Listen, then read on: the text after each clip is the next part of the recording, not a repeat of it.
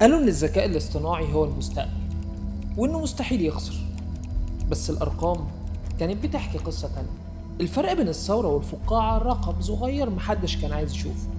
أخطر لحظة في السوق مش لما الناس تخاف، أخطر لحظة لما الكل يطمع.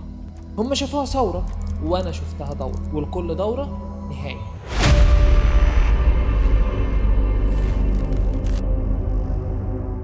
السلام عليكم ورحمة الله وبركاته. أهلا وسهلا بكم في حلقة جديدة من برنامج الباشمهندس. صديقي المتابع الجميل، خلينا ناخدك في رحلة لأواخر القرن الماضي، وتحديدا سنة 1999. ساعتها كان العالم كله مهووس بفكرة الإنترنت، وإن العالم هيبقى قرية صغيرة وهتعرف توصل لأي حتة ولأي حاجة من وإنت قاعد في مكانك. وده اللي خلى البنوك والمستثمرين يفكروا إن دي أحسن حاجة ممكن يستثمروا فيها فلوسهم. وعلشان أنا عارف إن أنت مش متمكن قوي في الحاجات بتاعة الاقتصاد دي، فخلينا أشرح لك الموضوع من الاول. انت عارف انت ممكن تعمل ايه عشان تفتح شركه؟ تعال نتخيل ان انت عندك فكره لمنتج جديد، بس زي ما انت عارف الدنيا ما بتديش كل حاجه. انت عندك فكره بس ما عندكش الفلوس اللي تقدر تنفذ بيها الفكره دي، فبتروح تعرض فكرتك على مجموعه من المستثمرين، ودول بقى ناس عكسك تماما. هم معاهم فلوس بس بيدوروا على فكره عشان يستثمروا فيها، وهنا بقى انتوا بتلاقوا بعض. يا عم بسطها لك، شفت الشاركس اللي الشباب بيطلعوا يعرضوا مشاريعهم قدامهم، وتلاقي واحد فيهم سكت كده وقال له 50 مليون قدام 40% من الشركه بتاعتك. التاني بقى تنزل عليه مزيكا كده كلها سسبنس، ويقعد يحسب حسابات كتير في دماغه ويقول له ياه لو 50 ونص كانت هتفرق معايا، وهو اصلا داخل عامل حسابه على 33,000 وجبه. المهم بعد المناوشات اللطيفه اللذيذه دي، لو انتوا اتفقتوا كده، احنا وصلنا لمرحله اسمها التمويل الخاص. في المرحله دي الناس العاديه ما تقدرش تدخل تشتغل معاك، وبعد شويه بقى لما الشركه تشتغل والمبيعات تزيد والدنيا تحلو معاك، اكيد مش هنقعد على قد كده، هتقول انا محتاج فلوس علشان اتوسع اكتر وانجح اكتر وابقى شرك كبير قد الدنيا. انا يعجبني فيك طموحك اللامتناهي. وهنا بقى تيجي الخطوه المهمه، وهي مرحله الاكتتاب العام. الاكتتاب العام معناه ببساطه ان انا بفتح الشركه بتاعتي للناس كلها، مش بس للمستثمرين الكبار. ايوه، يعني بتعمل كده ازاي؟ اللي بيحصل باختصار ان الشركه بتقسم نفسها لحصص صغيره اسمها الاسهم، وتنزل تبيع الاسهم بتاعتها في البورصه. البورصه دي مش مكان سحري، ده سوق كبير جدا. ايوه، يعني اكبر من سوق الجمعه هندسه؟ لا يا عم مش للدرجه دي، والله مش بعيد تنزل سوق الجمعه تلاقيهم بيبيعوا اسهم البورصه، وبدل ما تروح تشتري السهم ب 100 دولار هتروح تلاقيه هناك ب 15 جنيه. المهم انت بقى لما ربنا يكرمك وشركتك تنزل اول يوم ليها في البورصه، بيتحط للسهم بتاعك سعر مبدئي. طب ليه بنقول مبدئي؟ لان السعر ده مش هيبقى ثابت. انت من اللحظه دي السهم بيبقى خاضع لحاجه واحده بس، العرض والطلب. يعني لو ناس كتير عايزه تشتري اسهم الشركه بتاعتك، فالطلب هيزيد والسعر هيعلى. ولو الناس بقى فقدت الثقه فيك وقررت تبيع لاي سبب، فالسعر هيقل تاني. يعني من الاخر سعر السهم مش رقم عبثي، ده انعكاس لسؤال بسيط جدا: هو الناس مصدقه الشركه بتاعتك ولا لا؟ بس يا سيدي هي دي القصه باختصار. يا عم استنى بس، قبل ما تروح تقدم في برنامج الشاركس اسمع مني الموضوع للاخر، انت متهور جدا على فكره. وفي وسط بقى الهوجه دي، ناس كتير قررت انها تركب الترند وتعمل اي حاجه ليها علاقه بالموضوع ده. وبقى اي حد يصحى الصبح يعمل موقع بيقدم فيه اي حاجه، ويعمل شركه ويروح البنك، فالبنك يديله القرض اللي هو عايزه على طول. بس اهم حاجه انك تحط ورا اسم الشركه بتاعتك دوت كوم، ومالكش دعوه باي حاجه. وكان الكل ماشي بمبدا بيلد ات اند زي ويل كم. بالبلدي كده، هو انا ليه هفضل اجري لما انا ممكن اقعد مكاني وكله في الاخر يجي على حجري؟ وتعالى برضه اقول لك على كام مثال عشان ما تفتكرش اني بافور عليك. عندك مثلا شركه ذا جلوبال دوت كوم. عارف انت لما امك تعمل لك فيسبوك في البيت؟ هي كانت كده بالظبط. دي اصلا كانت نشأة فكره السوشيال ميديا. الشركه دي بدات تحط سهمها في البورصه، وكانت قيمه السهم 9 دولار، وفي يوم 13 نوفمبر 98 السهم وصل سعره ل 63 دولار.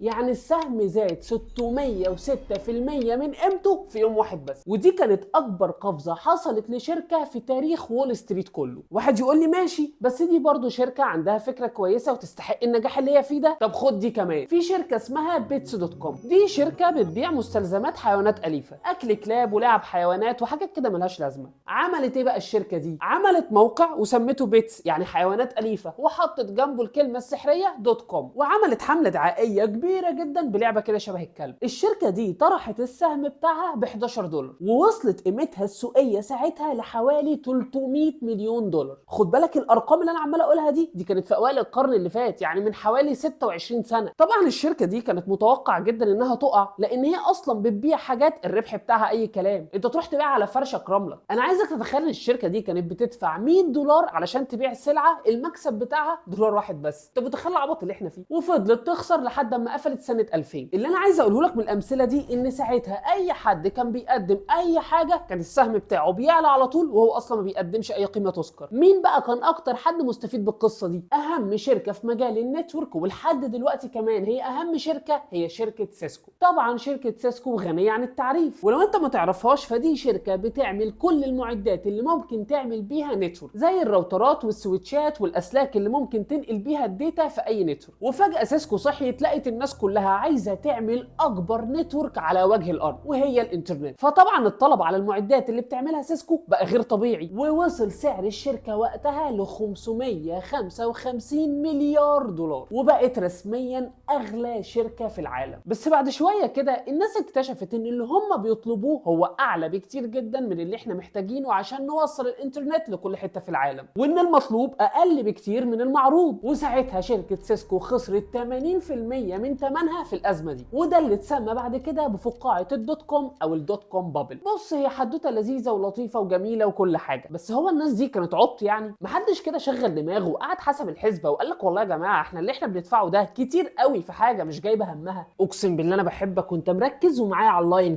كده انت وصلت معايا واقدر اشرح لك يعني ايه فقاعه اقتصاديه. اول ما تسمع كلمه فقاعه دماغك هتروح لحاجه شكلها كبير جدا من بره بس فاضيه من جوه، وهو ده بالظبط تعريف الفقاعه. هي حاجه سعرها عالي جدا وملهوش اي علاقه بقيمتها الحقيقيه، وسعرها العالي ده بيجي من ان الناس عماله تشتريها باي ثمن، والناس عشان ما تفوتش الفرصه ممكن تدفع اخر فلوس معاها بس عشان تمتلكها. وخد بالك الناس مش عبيطه، لان الناس كلها بتتكلم عن الموضوع، فكل واحد بيشتري عارف ان في واحد بعده هيجي يشتري بسعر اعلى. المتعارف عليه ان العرض والطلب معتمدين على بعض، كل ما الطلب يبقى اكتر من العرض كل ما السعر يزيد. بس في حاله الفقاعه السعر مش معتمد على الديماند، هو معتمد على ما يسمى بالاستيميتد ديماند. كله متوقع ان الطلب على السلعه هيزيد جدا، فالسعر ساعتها يضرب في السماء، ويفضل الموضوع عباره عن نار ما بتشبعش فلوس، والفقاعه تزيد والناس تعلى اكتر لحد ما يجي حته دبوس، هتلاقي الفقاعه انفجرت وبوم على الارض. والدبوس ده ممكن يكون شخص واحد بس كلامه بيتسمع وقرر انه يبيع، ده حتى ممكن يكون حته تويته حد كتبها بس الناس مشيت وراه، ومع اول واحد هيبيع كله هيجري عشان يعمل زيه، لانه خلاص المغفل اللي كان هيشتري ورايا خلاص ما بقاش موجود. ايه ده يعني بقيت انا خلاص اخر مغفل؟ بالظبط كده. وفي الوقت ده كله بيحاول يدور على اي حد مغفل يبيع له، وساعتها السعر دب على الارض. كده انت فهمت يعني ايه فقاعه. طب الناس تتعظ بقى وتفهم اللعبه وما تقعش فيها تاني؟ لا طبعا، ما احنا لو بنتابع حلقات برنامج الباشمهندس ما كانش زمان ده بقى حالنا. نفس الكلام ده بالظبط حصل تاني في 2008 في امريكا. البدايه كانت من سوق العقارات. اي بيت في امريكا كان بيتباع على اساس ان سعره دايما هيزيد. الفكره دي كانت مقدسه ومحدش بيشكك فيها. البنك قال لك ايه بقى؟ اي حد هيجي لي هديله قرض يشتري بيه بيت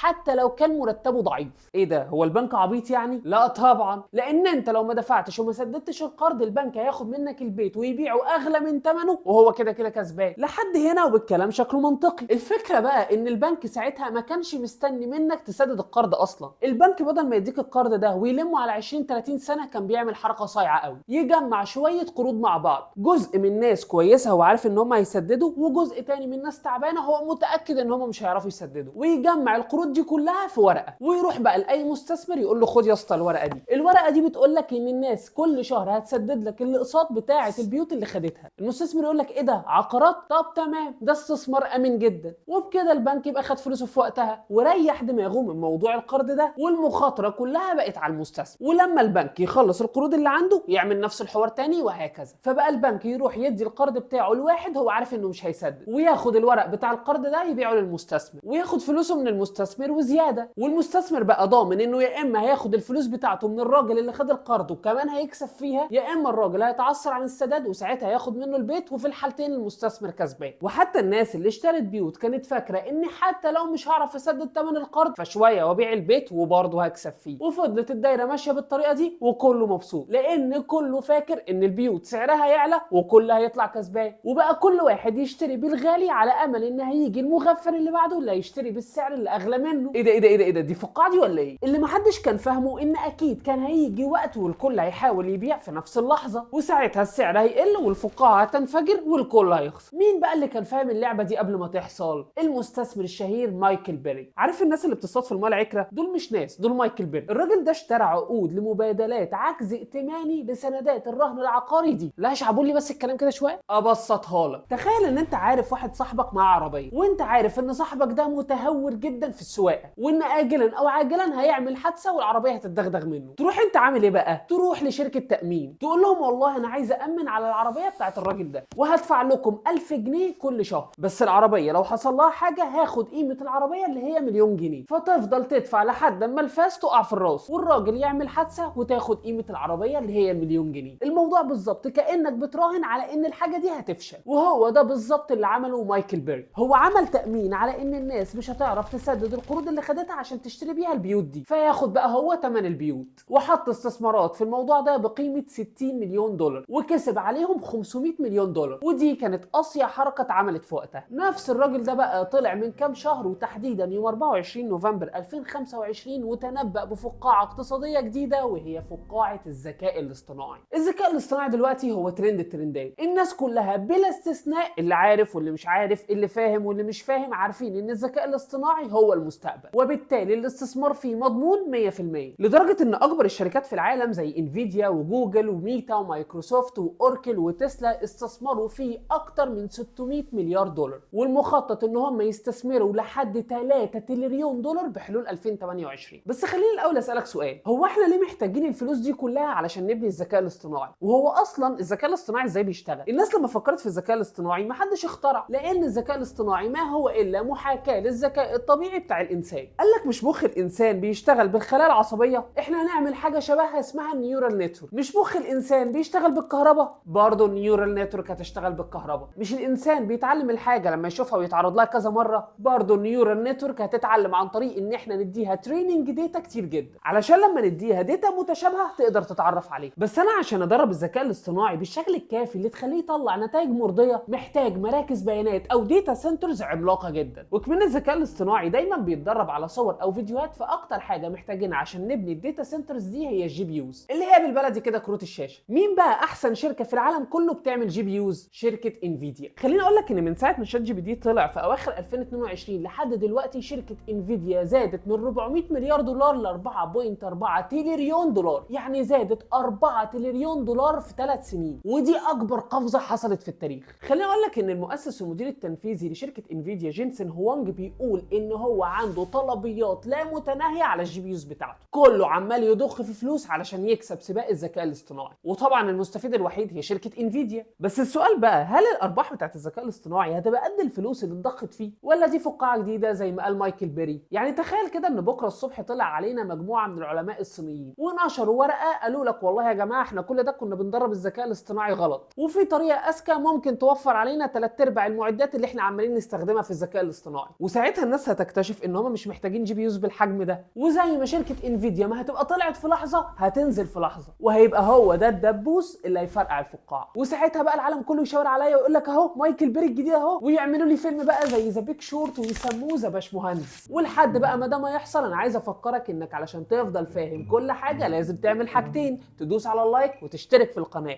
ولحد ما اشوفك تاني خليك دايما فاكر ان انت فاهمان.